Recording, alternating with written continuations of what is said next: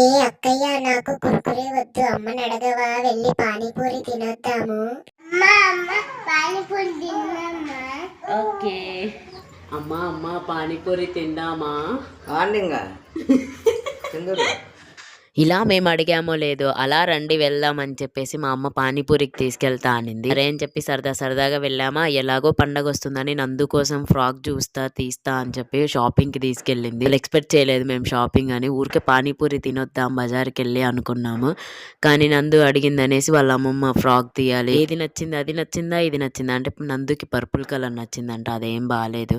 ఇలా ట్రెండీగా మోడల్గా తీసుకుందామని వేరే షాప్కి వెళ్ళాము, కానీ సెట్ అవ్వలేదు. ఇలా కాదులే అని చెప్పేసి ఇంకో షాప్కి వెళ్ళామన్నమాట. అక్కడ చూస్తూ ఉన్నాము ఎలాంటివి తీసుకోవాలి ఏంటి అని.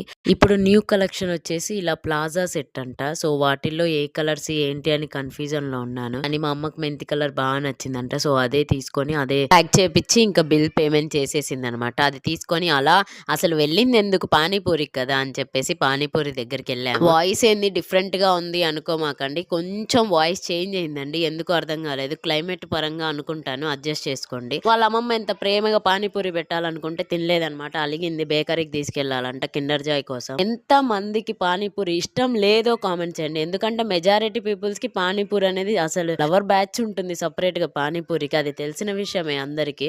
ఇంకా అలా పానీపూరి ఎంజాయ్ చేసి నేనైతే ఎప్పుడన్నా తింటానండి, రెగ్యులర్ గా తినలేను. ఇంకా బేకరీకి వెళ్ళామండి కిండర్ జాయ్ కోసం అని చెప్పేసి. చూసారా ఇందాక చాట్ బండి దగ్గరేమో అంత డల్ గా ఉంది, కిండర్ జాయ్ అనేసరికి ఎగిరి గంతులేసి మరీ తెచ్చుకుంటుంది అనమాట. కూడా ఇలా ఈవినింగ్ టైం బయటకు వెళ్ళడం ఇష్టమా సరదానా అయితే నాకు కామెంట్ చేసి చెప్పండి. కిండర్ జాయ్ లో టాయ్స్ భలే ఉంటాయి కదా. ఈ రోజుకి కబుర్లు ఇవే, మళ్ళీ నెక్స్ట్ వీడియోలో కలుసుకుందాం. Bye bye.